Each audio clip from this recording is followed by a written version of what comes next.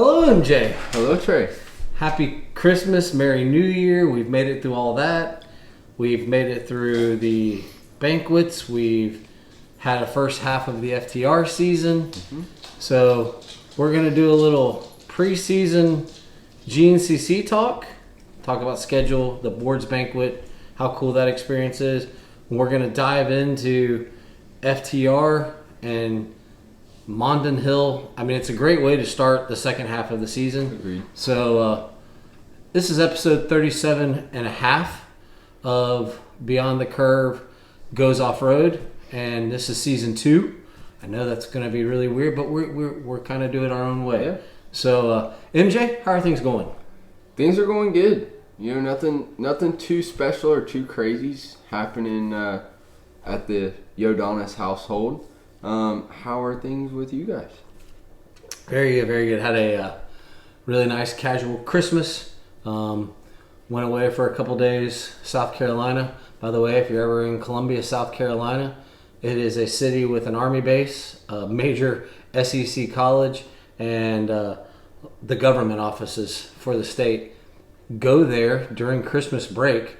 You can tour the whole city very calmly, and it's but there's some cool restaurants. So we went there for a couple days on business vacation, and getting ready to kind of fire away. We just talked about Supercross on the Beyond the Curve, the MX podcast. We had Rylan Munson on and talking about Anaheim 1 and getting ready for that. And you and I are going to discuss the off-road side. Schedules have dropped for every major series, and FTR is in the middle of theirs. So where do you want to start? I guess lack of preparation on my part. I couldn't remember if we talked about the schedule or not, but I guess it hadn't have come out yet. I think we hit on one of the new Powerline Park. I don't know if we actually talked about it. Yeah, I think we talked about like some rumor stuff. Yeah. We did talk about the rumors. Now there's a new one. Yeah. So we're still going to the same first 4. You know, you got Big Buck, Wild Boar, General, Camp Coker. Oh, I'm really excited they're going back to the General. Yeah, so I believe they sold the property to a family out of, it's either Austria or Australia, I believe. Okay. And they moved over, and so yeah, they're doing their thing there. They're still keeping the MX track, and I still think they're keeping it open how it was before, where they still have the trails and stuff like that as well. But I'm really excited. Round 5. It's called the Old Gray, but it's in Tennessee. And first Tennessee round I think we've had since they used to race at Loretta Lynn's. Yeah. I think last year of that was like 2014, 2015, I think. So I'm super excited about that. That's what we were talking about the last podcast is I believe that's the Landers family. They own that property. And then, of course, the Hoosier, round 6, which is Ironman, Crawfordville, Indiana. Then round 7, we're going back to a familiar property called Powerline Park. It's in St. Clairsville, Ohio. It's where you know the creek gap and all that was. And then Mason-Dixon, round 8. That's a familiar place, and a very familiar place, Snowshoe, round 9. And then we are starting pretty early this year. We're starting Labor Day weekend after summer break. So the first race back is going to be the Buckwheat 100, which is probably one of my favorite tracks of the year. And then we talked about last podcast possibly the Boy Scout camp being discontinued. Well, that is not the case. We are going back round 11, and then a little bit of a switch up in the calendar. Round 12 is the John Penton, where the past few years John Penton has been around May. Yeah. It's usually either the second to last race or third to last race before summer break. But now it's going to be the second to last race of the year. Is that because of weather, or? I'm not too sure. That's what I'm going to assume so, because it's either crazy hot or it rains and then it's crazy hot because of humidity. Yeah. It's almost like Florida up there. It's crazy when it rains. Like the humidity is just off the charts hot, just like it is in Florida. And then obviously, like it has been for the past million years, Ironman is round 13.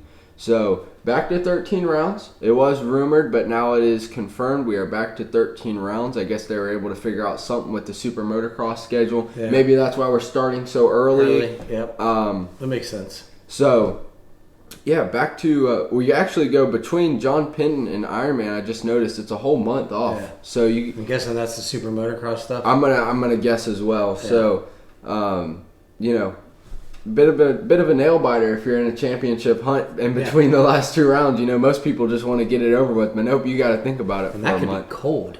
Yeah, I mean, last weekend or second to last weekend in October. I guess that usually the last race. It's just there's a gap because you're starting so early.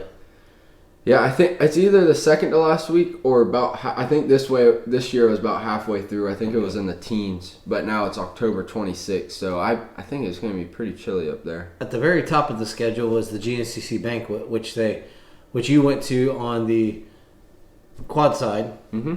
How they do the banquet in West Virginia, near their home base. Mm-hmm. How is it going to a national banquet? What's it like? I know some of the stories I've heard. Some of the participants, it's when they really let their hair down. Yeah. And maybe their feet down and some other things because some of them don't handle themselves. No. But no. In a true sense, what's it like going to the national level banquet? So it is pretty cool. I won't say that it's anything spectacular. You know, it's not like you're going to a banquet for the Indy 500. Yeah. Or Or not the Indy 500, but for IndyCar or F1 or something like that.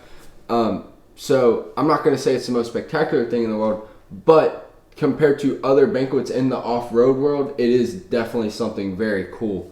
You know, you have everybody from the top 10 up come to the banquet for each class. Now, whether they actually show up or not, but they do honor the top 10. So there's quite a few people there. Heck, they don't even show up for the local race series banquet. No. So it is very cool to be on that stage and, you know, being able to represent the people that have supported you all year long. You know, you get to give credit to those people.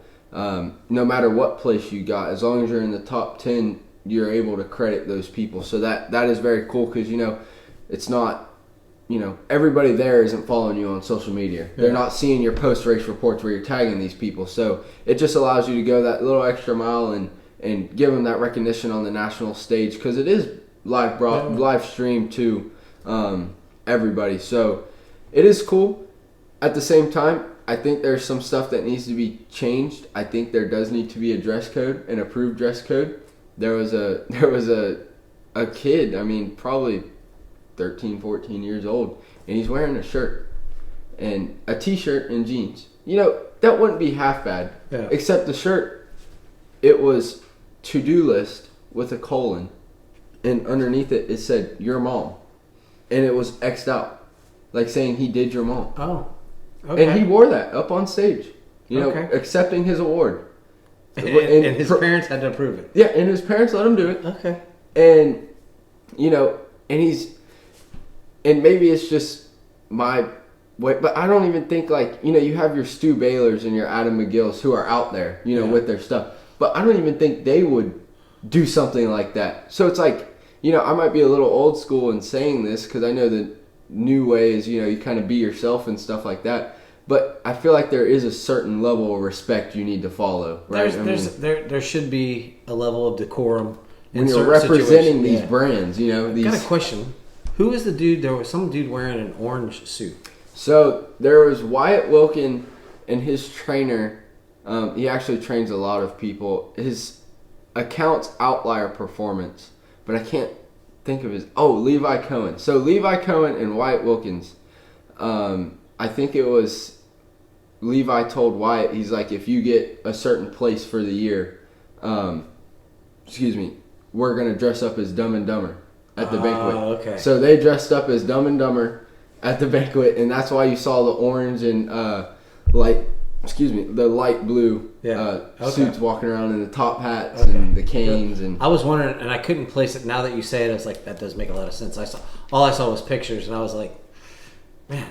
But at least they were in a suit. But to me, that's an acceptable way of being yourself. Yeah. I don't know. I mean, It's kind of like the Subway shirt I saw. I was like, I don't know why little kids wanted it. We were in Daytona one time, and Subway, there's some dude, little kid, had a shirt, and it said Subway footlong, and it was an arrow pointing straight down. And I was like, dude, you're like 12. Like, why did your parents approve you to be able to wear this? Yes. Or did you just did you do you wore the sweatshirt on your way out the door and then took it off once you left them? I don't know. But yeah, it was very cool. Definitely some people don't know how to handle themselves or their alcohol, probably a little bit of both. Yeah. As we decided we were going to leave the banquet hall. The banquet is finished. We knew a couple people that were in I think it was the 24 plus C class, and of course they were the last ones to go, 60th place or something. He had won the championship, so we stayed and watched him give his speech and everything. Well, we had finally decided to pack up, and we were heading out, and we see this girl on the ground, and her entourage around her. There was probably 5 or 6 of them. One of them just picks her up on his back and starts walking, and those seltzers hit hard. And and we're walking, and I look up, and there's a brown streak in her jeans, coming out of her jeans. And I look up and I turn around and I'm like, does anybody else see? I don't know if you were here tonight accepting an award. I sure hope not. Or if you were representing somebody here accepting an award. But it's just, to me, it's a little embarrassing. I wouldn't want to remember my banquet like that. Yeah, a little bit of decorum, a little bit. And I know it's a big time to celebrate. Yeah. It's probably, for some people, it's their only vacation because they spend their whole time racing. Yep. Hey, maybe her boyfriend won XC1 championship. I don't know. Maybe that's Bryson Neal's side chick. I don't know. She was just excited, but yeah, it was long story long. It was good. We all had fun. We flew up. We took a red eye Thursday night. Funny story. We get off the flight in Pittsburgh. I think we rented through Enterprise or something, and get to the car. We got an Expedition. Get in the car, and I'm in the back seat, but I see a light on the dash, and it just piqued my interest. I'm like, light on the dash, what's that?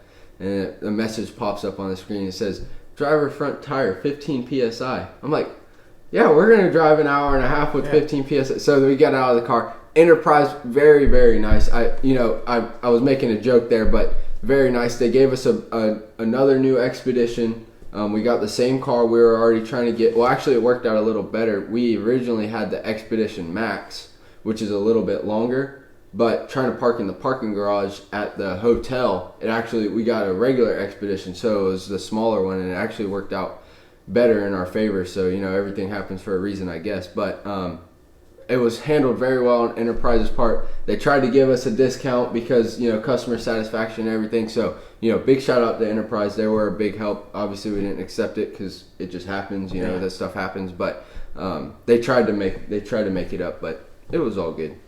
Well, as we look at the the GNCC schedule, we talked previously about kind of rider moves, any new news on rider moves, rider teams. I know, they're all going to be, not all of them. There's going to be quite a few that are down here for training here soon, if they're not already here.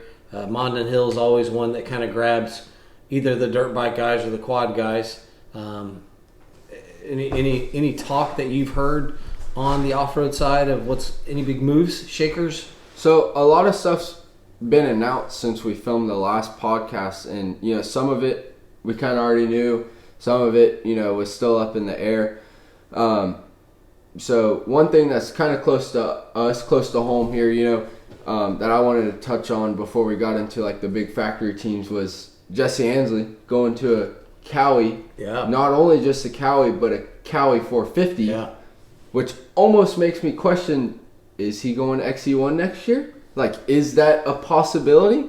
You may not be doing too well in XC2, but the bonuses that you'd be making for the same finishes in XC, because everybody wants to stay down in XC2. Yeah. Nobody wants to promote up. So, could you finish, instead of, I think his best finish was 6th this year in XC2. Could you finish 10th in XC1 and still make the same amount of money and possibly get faster because you're riding with those faster guys, gaining that experience? Well, he looks like he's riding well in the 450. I've seen. He does look very actually, well. I've seen a race with him on it. 2 races with him on it, and he one race with him on it, and he started dead last. He said he had a starter problem. I'm wondering if he just started dead last to start dead last. Was leading by the end of the first lap. Watch video. He's riding the bike. He and Garrett were going at it last race in Punta Gorda. Mm-hmm. And here comes Jesse. And he's not lugging it because that's not going to sound wrong. But he's a gear lower. Yeah, he's riding a 450 how it's meant to be. And he's riding, and he goes, whoa, takes off. Here comes Garrett. Wah! And it's like, I looked at Michelle and I said, I think he's figured out this 450 thing because they both were going fast. One looked like he was going faster, a little smoother. Mm-hmm. Props to Garrett because Garrett kept him honest. I don't know how long Garrett kept him honest, but through that first lap and on into the second. But Jesse was just, it sounds like he's not trying to make it scream. He's trying to make it work. Also, props to he and his girlfriend. They have put together a heck of a program for next year. Mm-hmm. He's getting some help. I will not mention, but he's getting some help from some people in the industry. Some pretty cool people. Yeah, some pretty cool people, and congratulations. He did take a little bit, guys. If someone is riding a bicycle on the road, they have a right to be riding the bicycle. They don't need to be hit. Rylan Munson, our Supercross rider, they almost had an incident.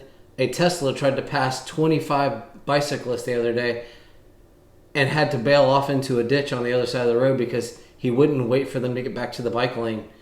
And he was either going to hit the riders, hit the car head on, or go into the ditch. And Rylan's like, he was right beside me and just decided to turn left and go into the ditch. And guys, bicyclists have the right to be on the road. Chill. Most of these guys, Jesse, Rylan, the group Rylan was riding with, they were doing 22 miles per hour as their pace. Yeah. And he's like, give us like a half minute, a minute, and we'll be out of the way. But Jesse took an off on his bike. Luckily, with his motorcycle skills, he missed the curb. The bike's okay. He's okay. But man, think about it. All he's trying to do is train, and that could have been the end of his season right there. But no, he looks good on the 450. It is going to be interesting.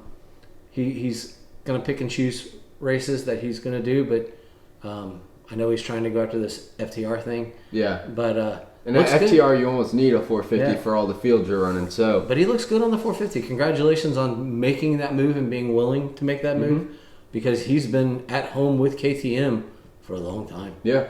So a local guy.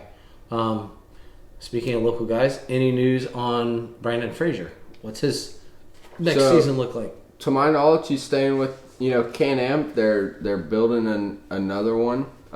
He's actually posted a couple things. I think they just got the frame yesterday. I think they got it back from Powder Coat and all that stuff.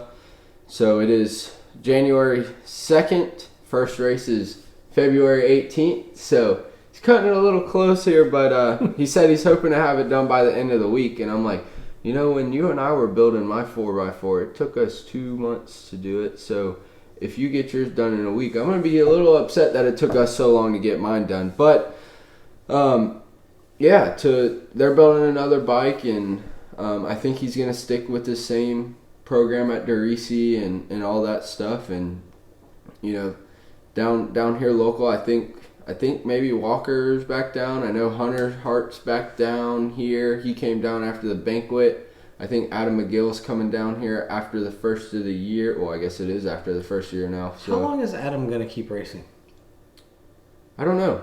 I've never straight up asked him, but I could only assume it'd be a couple more years max. He's kind of got to be the McClure, right? The series now. I mean, it's not like he's slow by any means. He'd whoop me any day, and he got a couple podiums last year, so it's not like he's slow, but I think at a certain point you got to settle down. You know, like I know he's got I know I think they have a house down here. He's got family down here, but I also know his wife Haley, they have family in Ohio. So it's kind of, you know, which family do you settle down with? Where do you want to settle down at? You know, I keep, every time I see him, I bust his balls. I'm like, man, when are you going to move down to Florida full time? And so I don't know. I know he's got at least one more year in him, but I would assume he's probably got 2 to 3 more years, and then I'm sure he'll still be involved in racing. You know, he's that type of guy where he's going to be in it till the day he's got that tire thing that he's working with and stuff. So I know that probably assists, but he's kind of become the guy, even though he's not the Bryson Neal or the other guy. He's still kind of... People know the name. Yeah. He's almost like turning into, you know, the pros make, or like a lot of the pro guys, they make jokes about it, like, oh, I don't want to be Johnny G. I don't want to be that guy who's in the class not winning and stuff like that. But he's almost turning into the Johnny G. Not that, you know, no disrespect towards Johnny. He'd still whip me to this day, even though he's, you know, retired. But, you know, even though he's not at Johnny G's pace, where he wasn't, you know, making podiums and stuff like that, he's still up there, but he's also getting that, how do I say it, that brand ambassador role, you know, that social media influencer role. He's still going to be there. Dean Wilson of the motocross world, like, he's that guy. Like, people know who he is. Yeah, they know the name. Yeah, like, he's got an audience, and he's not winning, but his allure to the crowds is still... In today's day and age, we live in a very result-oriented sport, but I think companies are slowly starting to get to the point where it's almost like it'll almost benefit them more if you have a following more than it will if you're winning every weekend. Yeah. You know, obviously, if you're winning every weekend, you're going to gain a following because people know your name. But at the same time, if you have that following, you know, I'm not saying Adam McGill is more popular than Bryson Neal, but I'm almost saying Adam McGill is more popular than Bryson Neal. Because Bryson's probably not going to stop on the track and crack a beer with you. Exactly. You know, like the day and age we live in is people want raw. And unfortunately in our sport we can't really get that. You don't really see it on the quad side as much, but especially on the motorcycle side, you don't get the raw because they're not allowed to. You know, they're you know, you're not allowed to be yourself. You got to be the straight-laced suit and tie guy at the race every weekend and, oh, how you doing, man? You know, just signing autographs and going on with your day. You see him cycling the track. I could have a conversation with Adam for 15, 20 minutes while he's cycling the track. We see a, you know, dirt bike guy cycling the track and, oh, hey, how you doing? And they're just, because they're there to work. They're there to get stuff done. And so in that vein, so on the quad side you have the one Yamaha factory guy. On the bike side, I was thinking of KTM. Who is their factory guy? That's going to lead us to something else about KTM. But who, because they were like the preeminent factory team. Who is their factory guy? Because they, you know, they had Caleb Russell. They had Caleb Russell, and he retired. Mm-hmm. So I think they're trying to mold Ben Kelly into a Caleb Russell. Okay. Like we saw in 2022. I had breakfast with Ben Kelly one time. Not on purpose, but we were having breakfast, and he and his family were sitting at a national enduro. But I think they're trying to mold him. And 2022, that would have worked out perfectly until he broke his leg But he was 6 for 6. And, you know, nobody had seen that. He had tied the most wins ever in a GNCC consecutively. And, you know, unfortunately, he did break his leg at the, I think it was the National Enduro. And, but he would have been that guy. But now that he came back from injury, or when he got injured, I think that changed a lot of people's mindsets of, you know, people were getting beat down, almost like a Caleb Russell situation. People were getting beat down like, oh man, you know, we can't beat this guy. But when he got injured, a lot of people, I think, started training harder, started, you know, going that extra mile at the race. You know, when they got tired, instead of slowing down, they would keep pushing because they believed they could win because the guy wasn't there anymore. And so I think that pushed a lot of people forward in that 2022 season. So then we saw this year 7 different winners in the first 7 rounds. When I think that was a record there, 7 different winners in the first 7 rounds. So and it was close. This year was close. It was very close. So I think if I were Ben Kelly, of course it sucked. I'd want to get that championship. I would have loved to blow everybody out of the water. But I think as a sport, him getting hurt progressed the sport more than anything. Like him winning out the series wouldn't have progressed the sport at all. Yeah. Because it would have just been Caleb Russell Part 2. So is he the only KTM rider? So there is another one. I want to say, I'm going to have to look this up. I just looked it up this morning, and of course now I can't remember it. But because some of the satellite teams have gone through a change this year. Correct. So let me figure this out real quick before I move on, if I can, in a relatively timely manner. Because that was one of the things, because they were such the dominant force for so many years with Caleb Russell, with Juha Solomon, with like all these other guys that raced for KTM. And now there's kind of been some shifts in power. Like you said, there were 7 winners. And it's going to be interesting to see this year how that transitions, what the XC2 looks like. For instance, are there going to be any newcomers in XC1 that kind of rear their head? Are Stewart and Grant Baylor going to be able to do some? I saw one of the women has switched from Yamaha to Kawasaki this year, which I love to see that Kawasaki used to have a factory presence. I would love to see them come back. I would love to see Suzuki come back. I mean, I would love to see Triumph come back.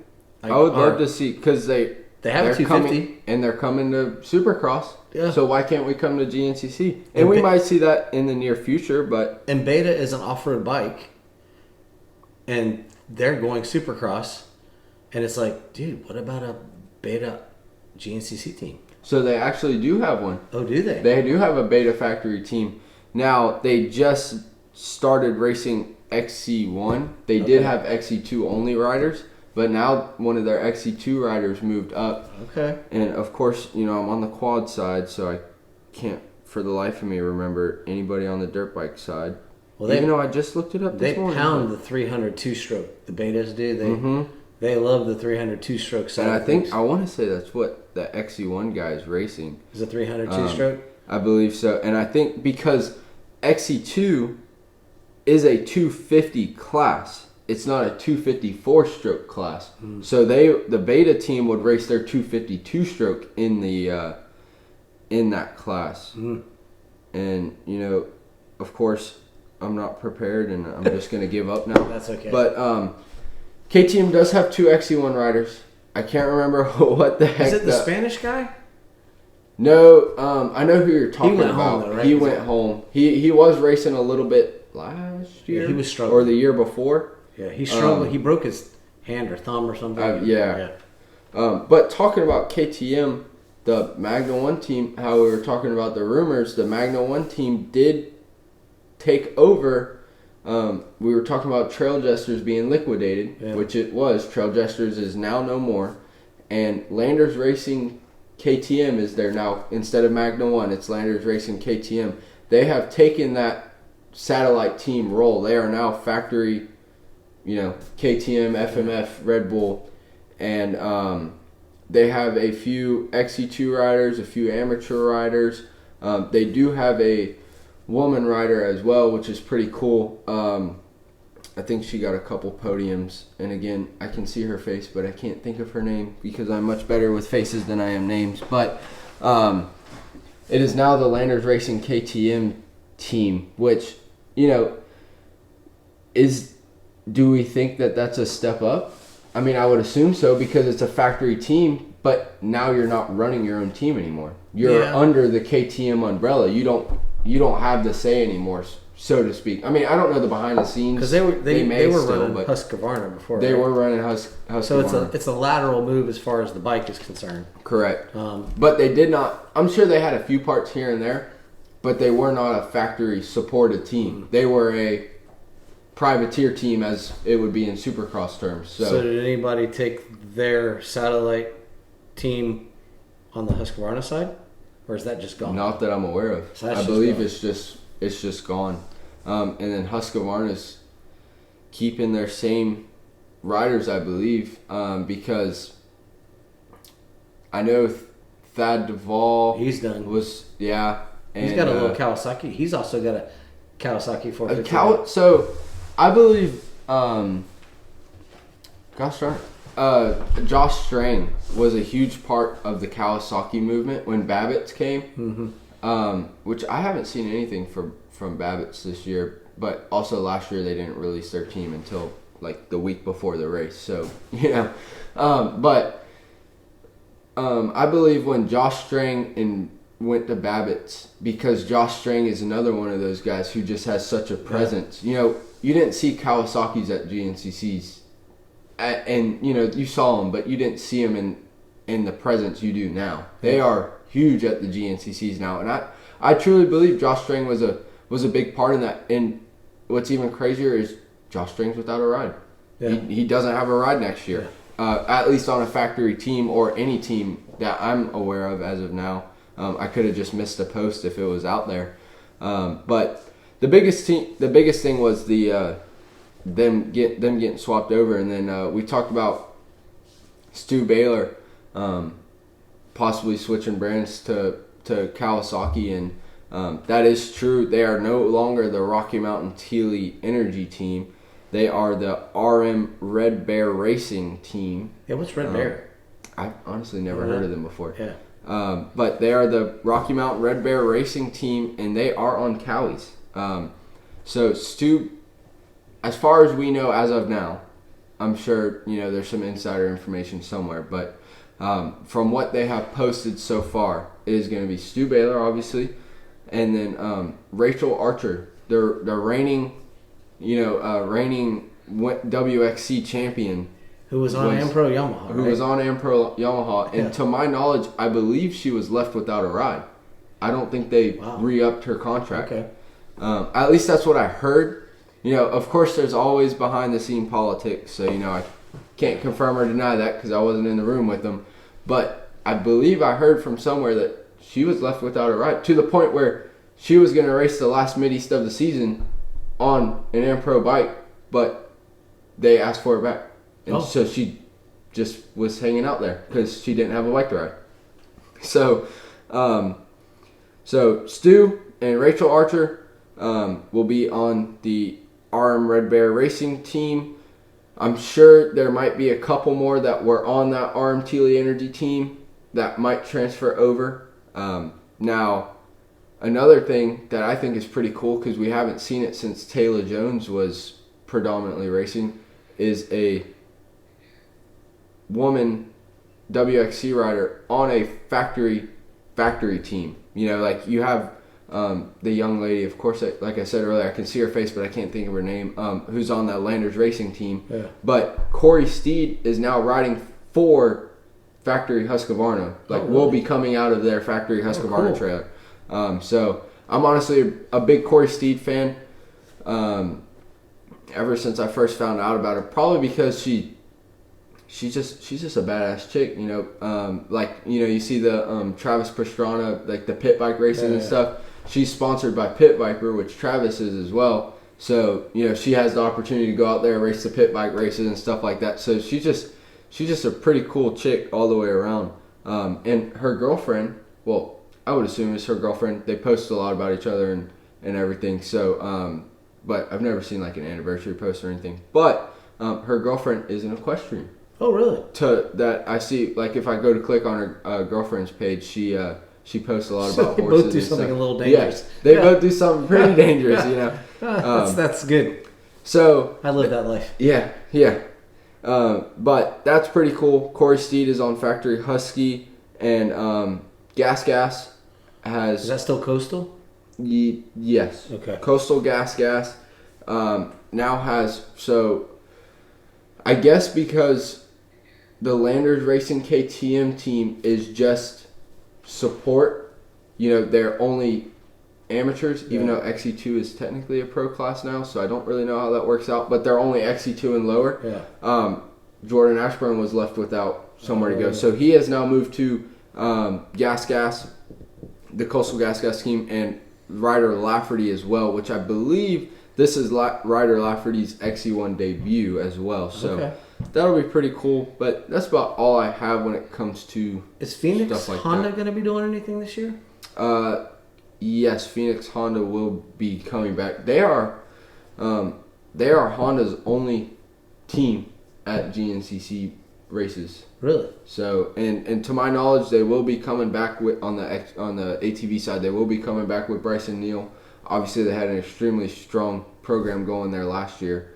Well, they're going to be kind of busy with this French Supercross race. Yeah, but I was wondering if they were still going to participate in the off-road because they're kind of involved in all aspects everything. Of the race. Yeah. I mean, everything. Yeah. I don't think there's something, on the power sports side that they're not involved in. They were at crazy. Mini O's. Yeah. I mean, they have the motocross, supercross, arena cross, ATV GNCC on both ATV and dirt bike side. I mean, they're just, you got to give it up to them because the funding that they have to bring in to be able to put all that in. Ooh, I did not mean to hit that. Oopsies. But the funding that they have to bring in, obviously they must have some extremely good negotiators, and obviously people like them. I've never talked to Mr. Eller, but I've listened to a podcast with him. I want to say it was one of Ouija's podcasts, or maybe it was Steve's.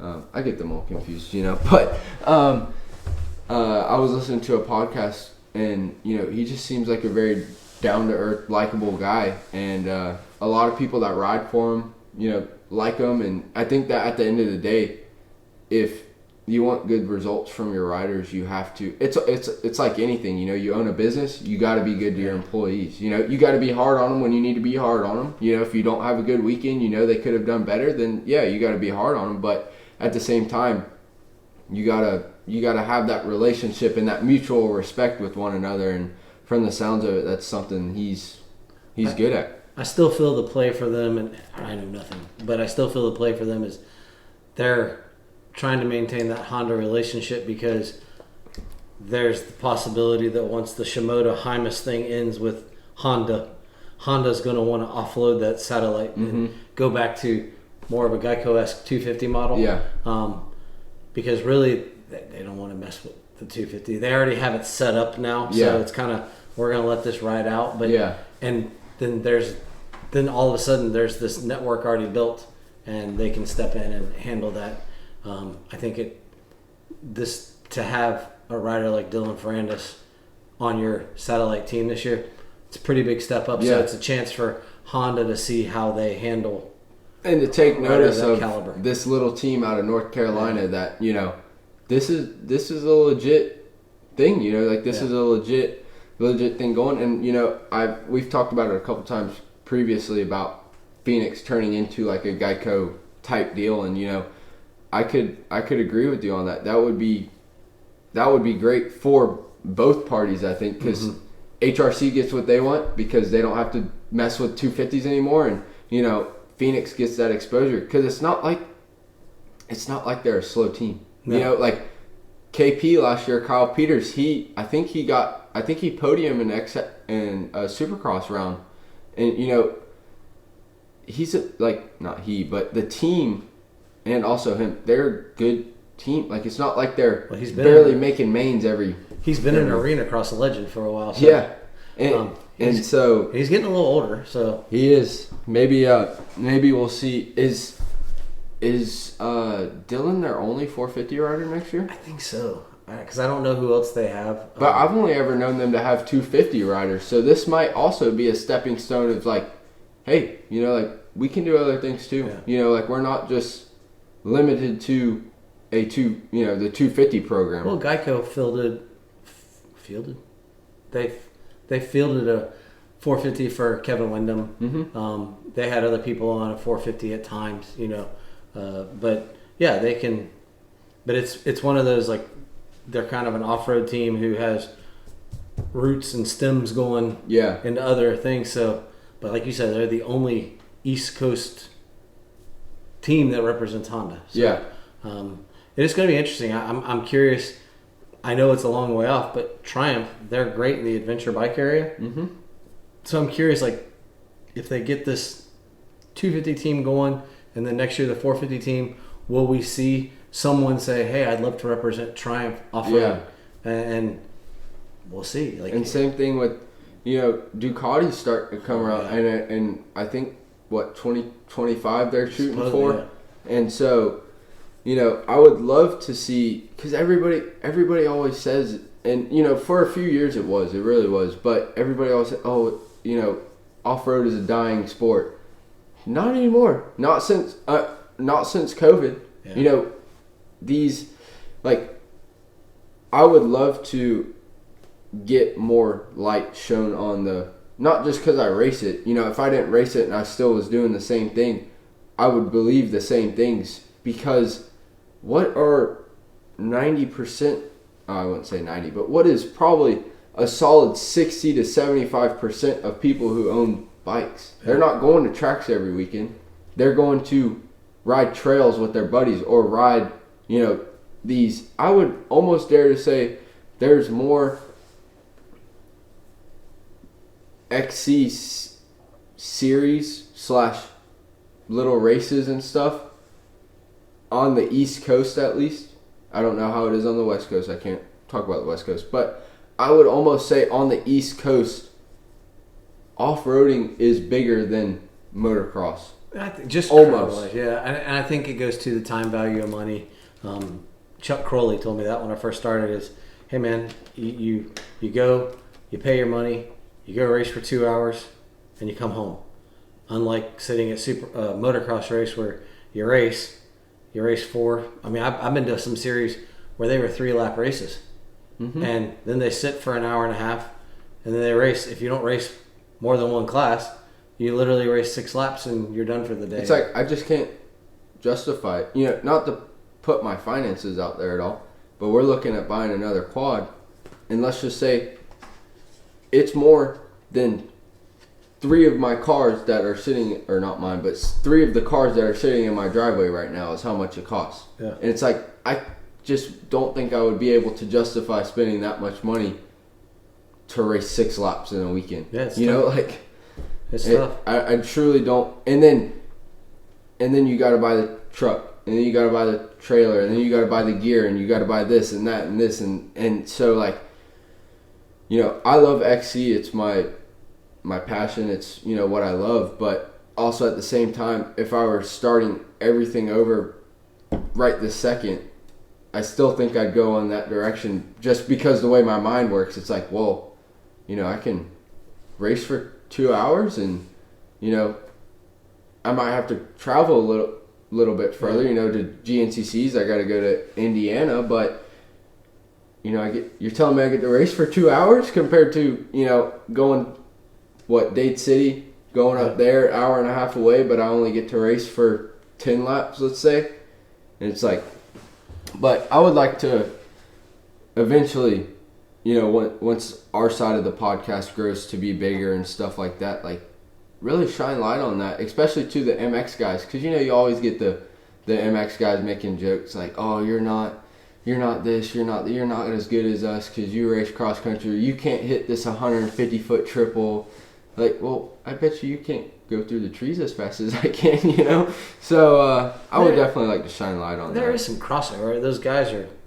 I think I was listening to a podcast with Stu Baylor, and the guy was saying, like, how much the industry must love the off-road side, because, like, you go to a motocross race, you crash, you destroy stuff, because if you fall out of the sky 30 feet, you're going to destroy stuff. But how many off-road racers don't break something, knock off something when they go to a race? Like, or just the fact that you're in sand and mud and the bearings, and, like, it is just a plastics. Yeah.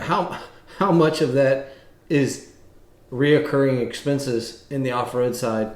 I think the big downfall seeing it from both sides because I've been traveling around, watching motocross races, going to off-road stuff, and I will tell you, I think the downfall is, as a mom and dad, I can say goodbye to my kid, go to the starting line, and I can go stand along a fence, and I can see the whole track. Yep. And that is the one downfall for an off-roader is you say goodbye, and then you see them in 30 minutes or 23 minutes or whatever, and then they're gone again. And I think that's where the change is. It's yes, it's still a good family time. You got your camper, you got your cookout, you're hanging out with your friends at either place. But at a motocross track, I can see little Johnny or little Susie the whole time. Mm-hmm. If I go to, I don't care if it's an FTR, a Mid-East, a North Carolina Hare Scramble Series, a Sorks, or a GNCC, yes, I can go look for them, but I'm going to end up walking 10 miles trying to see them for 5 seconds. Yeah. And so that is the downfall of off-road. Both of them are great. Honestly, if I was a parent, I would probably start my kid in motocross as a little kid because it's nice to get that skill set without dodging a route, and then go into the off-road side. But we've seen Jack Chambers, we've seen Zach Osborne, we've seen those guys be able to transition from one or the other. Yeah. And there's like 1% that are going to get to go pro. So if you like something, why not do both? Don't make it, you don't have to, you can slap some handguards on your motocross bike and you'll be fine. You can take your kickstand off you can race with a big tank. You don't have to fill it up with gas if you go to motocross. Like, look at Jesse Anderson. I don't know if you watched the video, but when he went to Moto Bros Christmas Eve, he raced with the big tanky. You know, his seat set up, his suspension set up. I'm sure he changed a few clickers here and there, but I also agree, and I think that's also why the sport of cross country doesn't necessarily get, I don't say the funding they deserve, because they've gotten a lot this year, especially GNCC. I mean, look, they were able to secure Progressive as their main sponsor. I mean, I can only imagine how much Progressive paid for that spot to be a main sponsor. So obviously the changes they're doing is working, but the biggest thing with cross country and why I think they don't get the funding they need to is same thing. You know, you're racing through the woods. Yeah. Well, you can't have, I mean, it'd take 500 cameras spread across the track to be able to film every section of it. Now, they did make the change with the drone. They have an awesome drone pilot. I mean, some of the shots he was getting this year was amazing. Yeah. So they are making those changes, and I do think that was a big thing on how they were able to secure Progressive. Is like, you know, the drone is flying the entire race, and the majority of the shots are coming from the drone. We're going to put your logo. I don't know if it was the logo, but, you know, I think that's how they're able to sell this stuff now. And the drone was a big help in that, being able to film more of the race. Because you used to go on Racer TV and you'd see him at the 1 mile marker, and then you'd see him at the 6 mile marker, and you see him at the 8, and then you see him at the 12. So it was so spread out, you'd go minutes without seeing them. And, you know, who wants to watch, a minute? Or, it's like what you're talking about. You go to Supercross, you're in a stadium, so there's already spots where they film football games or baseball games, and the cameras can zoom in literally to eyeball. Yeah. So they can watch the whole thing. Then you go to motocross, and it's a little more spread out. Why is Supercross more popular than motocross? It's cleaner. You know, it's you're in a confined area. Now you go to motocross, it's still big, but it's more spread out. It's hard to film the whole track. Yeah. Then you go to off-road. Yes, we now have drones that are flying up and you're looking from above. But like you say, even if they have a couple ground cameras, you get to see a couple corners or them coming at you or whatever. Now take that into enduro, which sometimes is even more exciting because they're literally, I don't know how they get through some of this stuff. It's fast. Now they do have a chase bike. I've seen that. Those are pretty cool videos. But that dude can only go so far before he's got to get out of the way for the next bike. So there is a reason, but there's also no reason because of that new videoing and the new capabilities for people not to go, hey, I want to go try it. Doesn't mean you have to go do it all the time. Go try it. There's an off-road series almost in every state. Yeah. And guess what? If not multiple. Yeah, and they don't race motocross all the time, but I think it's great cross-training. Both. I think off-road guys train motocross. Yeah. Stu Baylor even says they have motocross tracks and off-road loops. Mm-hmm. And the riders who train in those disciplines do the other. Yeah. So, enjoy. It's one of those things. Get on your bike and go ride. Yeah. If you're riding on your bike, you'll be having fun. Yeah. And if you're not, then maybe you shouldn't be riding a bike. Yeah. Because it's like, I'm always down to try some MX. I have 2 4x4s. I can't ride MX on them. I would love to get a 450 to be able to ride MX. But then I also look on it, and I've had a 450, and I went to one MX track where I had a 450 that I went with you. And so it's kind of like, well, am I really? But I would love to ride MX and cross-train on MX. I have the dirt bike that I actually plan on racing this weekend. So, and, I do have a new throttle cable, so maybe the throttle won't get stuck on me and I'll actually be able to race it this weekend. But I do have the dirt bike to be able to cross-train on and be able to take to these MX tracks and stuff. I feel like I said, if you're on your bike, you should be having fun. And if you're not on your bike and you're on a different bike, you should still be having fun. I mean, hence the riding a dirt bike. I have a 90 that I just, some days I get off work and I just ride it because I can't ride the dirt bike because it's too loud, and I can't ride the Can-Am because it's too loud. So I get the 90 out and I ride the 90. So, yeah. That's the way I feel about the guys with the electric bikes and the Surinames and all this. Dude, cool. Go have fun. Go ride them. Just get on and ride. There's series. We have MX, we have Supercross, we have Arena Cross, we have Off-Road, we have Enduro, we have Extreme Enduro. Hell, we even have these things they do now called dual sport rides. If you have a dual sport, there's not really races, but there's fun runs, and and you can go out to Colorado and do a fun run. There's Facebook groups and stuff. You join them, and you get 10 guys in a group, and they'll just, especially like you said, it's big up north, and especially like out northwest-ish. They'll go out on trails, because they'll drive their bike to the trails and make sure they top off on gas before they get out there, and then they'll just ride the trail. They have a trail master, and they stop and eat lunch, and they have their packs. Which to me, that sounds like a lot of fun. Like I would love to do that at some point. But so GNCC is looking good for this year. Mm-hmm. We will dive in. What we will probably be doing is episodes. We will probably do episodes after an FTR race or after a GNCC race. Like and if there's a double up, we'll do. We'll talk about one or the other. Yeah. Let's jump into FTR. Second half of the season. Actually, I don't know if it's true halfway, but our season starts in one year and finishes in another. So it's a little confusing. The last race before Christmas was the Watermelon Farm in Punta Gorda. Last year, won Track of the Year. This year, I heard the Palmettos were brutal. I watched a video. I didn't really see how they were more brutal than they have been in the past. Still 2 water crossings. Track looked very similar. Enduro section? The Enduro section, 8. I appreciate the C riders who tried it. There were a couple of C riders who probably will be B riders that made it look good. And there were some B riders who I would have looked at it at practice and been like, yeah, I'll take my 20-second penalty. Yeah.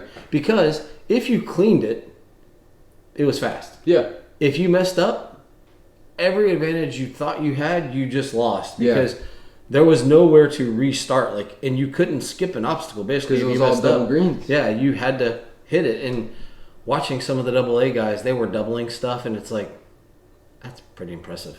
Well, I think it's funny. I was watching Jesse Ansley's video. I'm a little bit behind on it, so sorry, Jesse, if you're watching this. But I was watching Jesse Ansley's video last night on it, and in the vlog, they got Alex Luger falling on. Is it Luger, right? Or I thought it was Luger. Luger.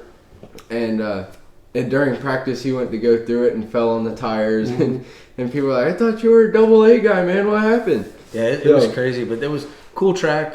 They changed up a little bit of like the kind of where the start was, and some parking areas. But so we jump in, take Christmas break, jump in. So we go from the number one track last year to the number one track for a couple years, Mondon Hill, and they have been massaging the motocross area. I've heard that the Saturday track is looking good for the quads and beginners and historic bikes and all that stuff. So it should be a good day of racing. I don't know how the weather's looking. I've heard that we have maybe a potential for some thunderstorms. I was gonna look it up after you said that because my dad was just talking to me that last night about it. Because like I said, I was planning on, if I can spell, holy crap. But I was planning on racing the dirt bike, but I was also planning on racing the quad as well. And I've always wanted to race a dirt bike in the mud. And so he kept asking me, he's like, do you really want to race if it's muddy? And I was like... You spelled Brooksville wrong. How do you spell it? Brooksville. What did I spell it with? I don't E? know. Let's see, can we get that far out? Yeah, go to days. Where are we at? Well, there's too many ads. Saturday. Ooh, 98%. Ooh. Well, let's see how that transitions. It's Tuesday. So Saturday, 98% chance of rain. Ooh. And they're expecting... Until when, though? Saturday night's only 24, so maybe the day... The day is 97%. Humidity of 90%. Well, you used to UV. So for those of you planning to go to the race, one of the things in FTR is you never ask about the weather because it's off-road. I'm just telling you, I've been at that race when it was 19 degrees. I've been at that race when it's raining. That is the one thing about off-road guys is you just kind of figure it out. Yeah. Unless there's lightning, they'll race unless the track just can't handle it. I imagine those slag piles will be slippery as all get up on Saturday. I can't wait to race the dirt bike and look like a true beginner. Especially on that hard stuff out on by the road. Mm-hmm. It gets a little slick. Yeah. Choppy. Now, when I go race the quad, it should be perfect, because I'll be on the 4x4. But, 100% chance of rain all day. But at least the wind is from 10 to 20 miles per hour. So, this race does get very tacky if it dries out. So we're just going to hope that it rains all morning. And then, between 2 o'clock and 6 o'clock when I get done, we'll... The field sections are a blast when it's wet. Oh, I've heard. They are... Morning practice is very fun. It's like, because it's a cow pasture, so not only is it slick, you hit things that are also naturally slick. Yep. And lay off the front brake.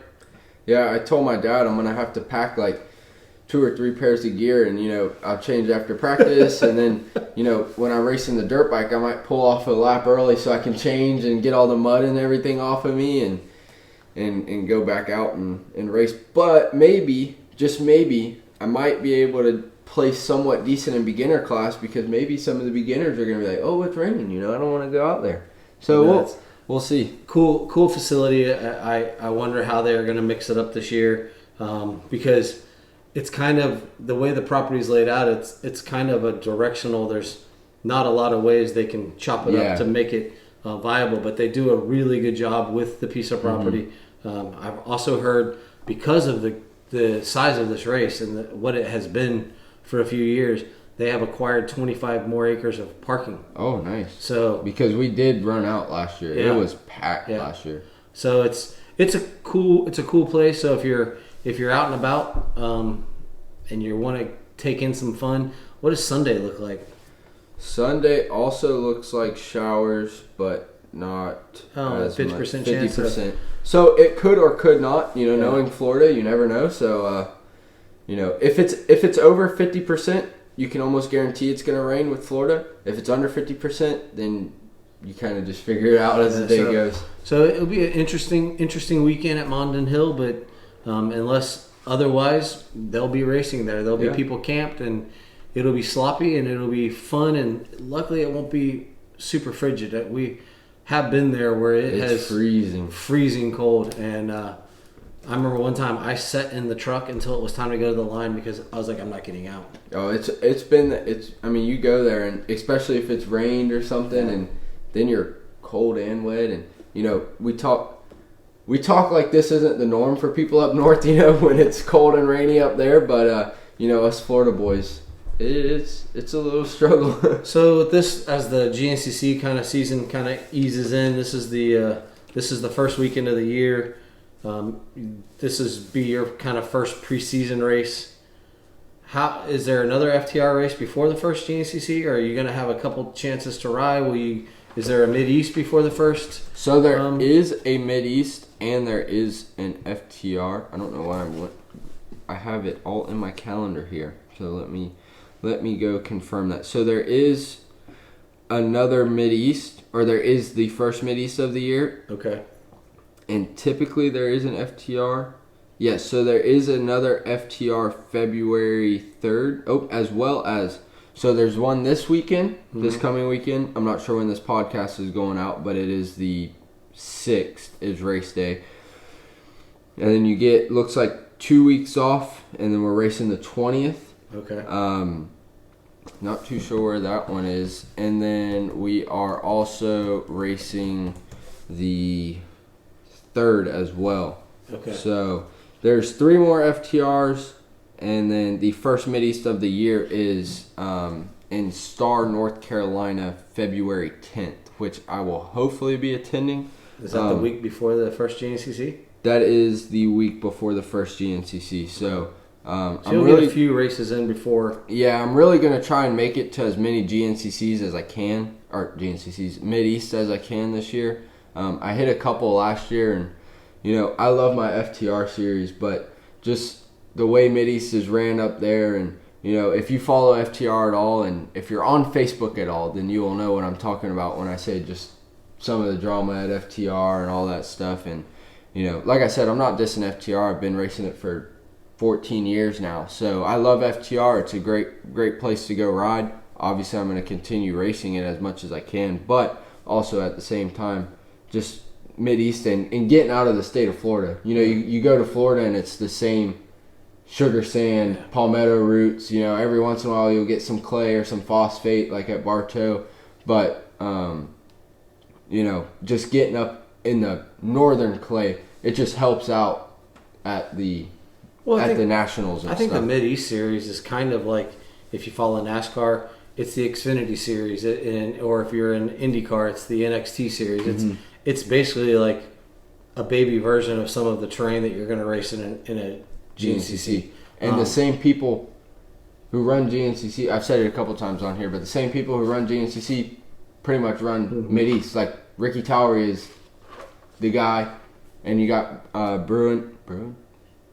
I think it starts with the B, and I want to say Bruin, but I'm probably wrong there. I'm probably mispronouncing it, but he's the main guy. But of course, you got Ricky Towery still there, and his significant others and everything that are running it all. And a couple of funny story about how we found out. It's all intermingled. Is I went to go a couple years ago to the Mid-East. It was my first race back after collarbone surgery and everything, and I wanted to go race the 450. Well, it's towards the end of the season, so I didn't want to mess up anybody's points, so I just wanted to go to a non-points class. And we went to go sign up for the one that we thought was non-points, and it's called the Trail Riders class. But I guess there was another non-points class as well. And the lady was like, I recognize your name, and I see what you do finishing overall at GNCC. I saw where you finished like 30-something overall at GNCC. I can't let you race that class because it's for beginners. And so I'm going to have you race this other class. And I just thought, but at the same time, a little, I think I was like 15 years old. I was like, oh, you saw me do good over here? It kind of boosted my ego a little bit. But I did look it up. So after this race is in Brooksville this weekend. The next FTR is hosted by PBTTR. Can't remember what that stands for. Palm Beach Track and Trail, or I think Palm Beach something. Yeah. Because it's in Okeechobee. And then the next one, which is that February 3rd and 4th race, is the TCTTR, which is in Indiantown.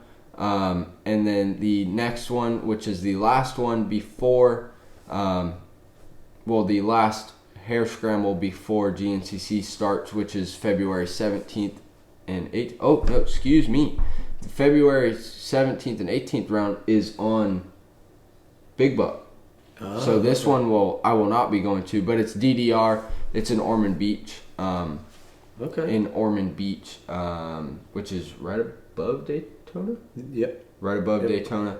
So that's a good track as well. A lot of whoops on that track, if I can remember the track correctly. But is that the one? Is that the one where they also hold the alligator? I believe so. Yeah. I'm pretty sure it's the same property. A lot of black dirt. Yes. Yeah. Yes. But that's yeah, the one where they kind of weave it around, and you're kind of park here, and the track goes in and out. I guess. Yeah, around the parking area. So I think you are correct. This race marks the halfway point. This is round 5 out of 10. So this race this weekend will mark the halfway point, and then it goes 6th, 7th, 8th, which we talked about, and then the last 2 of the year. Another one of the tracks that a lot of people like. They have the speed camera or the speed sign and everything. Dade City, which is on March 16th and 17th, which is it on Sebring again this year? Do you know when Sebring is? And I'll actually be in Indianapolis for that one. Oh, where will you be? At the Indy Supercross. Oh, look at you. So I won't be there for that one, but So you won't get to see Sebring this year? I'm going to go on Wednesday or Thursday before I leave. Oh, so you're at least going to make it out I'm there. going to go. We're making it to Sebring. I'm going to Sebring. I mean, I've been to the 12 hours, not as many times as my father, but I've been there quite a few times, and I will either go Wednesday or Thursday, and then It's almost like a tradition, right? You got to make it at least somewhere. So, and it looks like the last round of the year is going to be OSDR number 2, which was last round. I don't know if it's going to be at the same property or if they have a different piece of property. Let's see if we can find out. Oh, well, they probably don't have their flyer up yet, do they? No, they don't. So I cannot tell you that information. But it's okay. But yeah, I will say I'd like to make it out to. We got to figure out when Sebring is racing on a weekend that we don't have anything, because I would love to get out there and see a car race. I went to Auburndale this weekend. That was pretty cool. So they raced this weekend. I know they raced Crown Vics, which is, if you've never seen a Crown Vic race, go to Auburndale Speedway, because it is hilarious. Like, these people are in Crown Vics that $2,000-$3,000. So they're just, so they race Crown Vic Saturday night and then Sunday before the pro races. And let me see if I can find this. Feels like a lot of track cleanup. I feel like stuff's just falling off. Man, they just ram each other. Like, I remember I went to a Crown Vic race a little bit ago, and literally somebody got mad at somebody else and cut across the infield to go T-bone them across the track. Like it's just insane. It does not seem fun to me. I don't even. It doesn't. I can't grasp that concept. No, I couldn't grasp the concept of being so mad at somebody that you're going to drive across the track and T-bone them. But Saturday night, which we were at, they raced mini cups, which is the little kids, and then they raced A-Mod, then Crown Vics, then they had an intermission, and then while we were there Saturday night was the Mod Mini race, which Chuck Frazier. He raced his Mod Mini car, and they didn't do any qualifying or anything, so they drew sticks, and he started 6th out of 10th, and it's a little quarter-mile track. 30 laps was what they were running. Don't they call him the bull ring or something? Yes. So I want to say by the 4th lap he was in first. He was just putting on a clinic for everybody.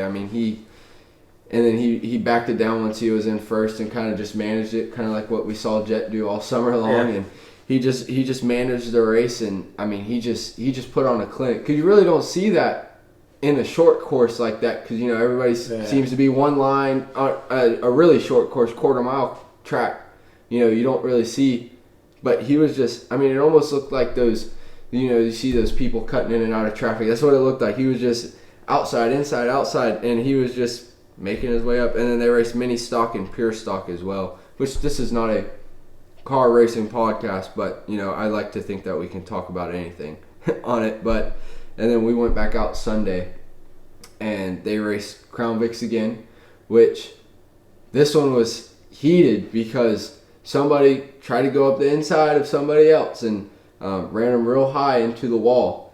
And so they both got black flag for whatever reason. I don't know why the one that got ran high got black flag, but they both got black flag, went back to the pits. Well, we had pit passes. I think it's $35 for the pit passes. So we just got the pit passes. We were in the back, and we watched them two drive off, and they just happened to be parked next to each other.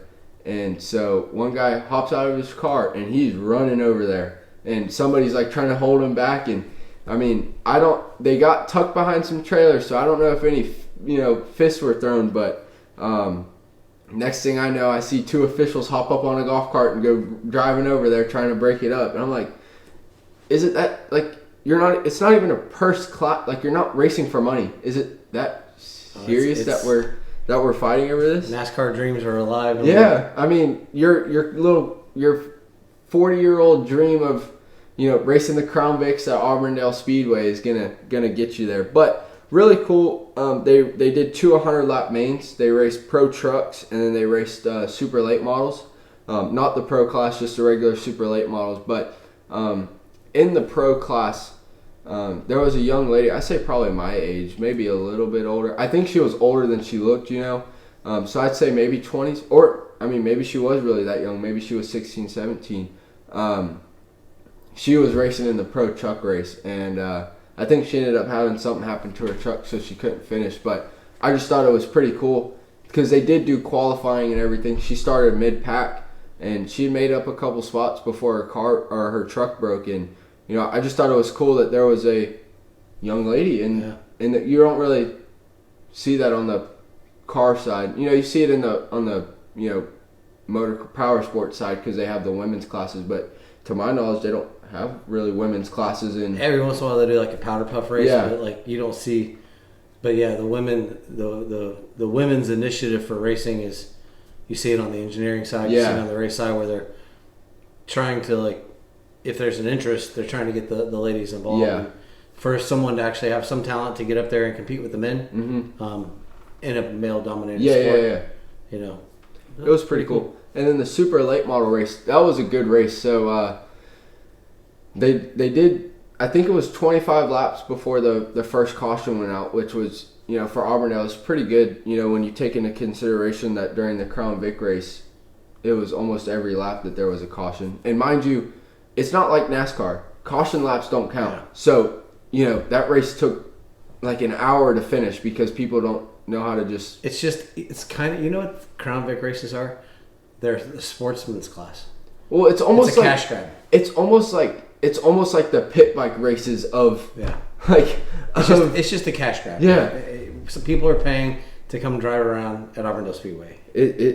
But it's okay. I mean, it gets them paid, and it's if you're a fan of the sport, or I wouldn't say if you're a fan of the sport, because I'm a fan of the sport, and it is fun to watch it. But at the same time, after the 50th caution in 30 laps, you're kind of like, okay, can we just... I'd like to watch some racing. Yeah. I mean, and for the first 10 laps, it's cool. It's funny to watch people ram each other, but also at the same time, you're like... Now, I will say there was I looked up the rules for the Crown Vic class, and they are very claim heavy on their rules. As in, $1,500, you can claim somebody's motor back.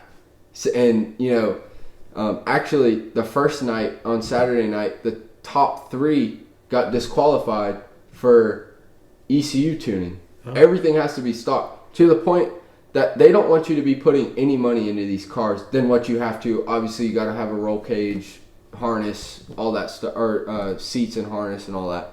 So they don't want you to put any money in these cars, to the point where each one of your tires cannot be worth... Like, you can't buy your tires for more than $125. And they have to be all-season tires with a tread wear rating of 300 or higher. They cannot be any lower than that because they don't want you to get any grip. And but what I was saying with the super late model, back to that, is last time I knew of him, he was 16 years old. Whether that has changed since the last time I went to Auburndale, which has been a couple months, so it's possible. But he finished third place. A 16-year-old finished third place against all these older guys. I mean, most of them are late 20s, early 30s, racing these late models, and 16 years old. He was cruising too, and they scoot on that track. Yes, very, very fast. Yes. I mean, that was probably the fastest 25 laps before the first caution that I've seen. You get some of the late model, super late model stuff, pro late models. They scoot. They're moving. But when your motor costs more than my quads do, then I sure hope that you're scooting too. But I thought it was cool, and like I said, they were moving. But last lap drama here. So last lap, they're coming around turn 3 and 4, and the leader gets spun out. And so, but they threw the caution before they had made it to the checkered. So because it wasn't the leader's fault, leader retained his position, and they sent the person that spun him out to the back. And so, all because you wanted to gain an extra $500, you just lost your entire purse because you wanted to. So I'm like, little bit of karma for you, but it was good racing all weekend. I haven't raced in a while. I haven't been to a race in a while, so it was a nice little refresh to be able to get out to a track, even though it's car racing. It's a nice little refresh, and maybe I'm in talks with Chuck right now. He's got a mini stock car at his house that it hasn't been announced yet, but there's rumor that they're going to be changing the rules a little bit at Auburndale for their mini stock class to be able to run the setup he already has. So he said all he's got to do is put the motor back into it, and he's going to start letting some of us race it. So y'all might see me in a car. I might not be doing a four-wheeler race report or dirt bike race report. It might be how was the car race this weekend? Like, did I get spun out, or did I do the spinning out of the car race? So that should be fun. You don't want an ass whipping, I promise you. No, because them Auburndale boys, they don't, when you see a big old 250-pound dude, redneck guy pulling up on you, that I'd just be staying in my car with helmet on, everything. You don't want an ass whipping because you spun somebody out. I promise you. Especially not those guys. No. But I don't have anything else left, I don't think, unless you do. Well, very good. Well, we're all going to watch Supercross. It's the first round of Supercross, A1, traditional start. For us East Coast people, we're going to get to watch it a few hours earlier. Yeah, we don't have to stay up till 3 o'clock in the morning. I will probably be battling weather and be at Brooksville Saturday and Sunday. And we will have a Beyond the Curve MX podcast next week. We'll probably have a Beyond the Curve Goes Off-Road podcast next week because, it's time to start again. Yeah. So, like I said, we will do the off-road side when there is a race because there's really nothing to talk about if there's nothing to talk about. Yeah. So we will do the off-road side, whether it's an FTR race, Mid-East, or GNCC. And then on the motocross side, pretty much until October, we'll be on every week. Yeah. So, and I'll probably have stories because I'm gonna get to be team manager for a GNCC between you and Bryce. Gonna be going up to Supercrosses. My first Supercross of the year is Detroit, and still working on some other stuff. And since we're talking about random shit, I'm calling the play-by-play for Lake Region Baseball. Really? Yeah, so I didn't know you were still doing that. Yep, we're going to do that this year. So we're going to Facebook Live the games for parents who can't be there. And so we're just jack of all trades. Going to be all over the place. So this has been episode 37 and a half of season 2 of the Beyond the Curve podcast Goes Off-Road. That's MJ, Adonis. I'm Trey Heath. We are with Michelle and Trey Real Estate, and we will see you all next week. Bye-bye.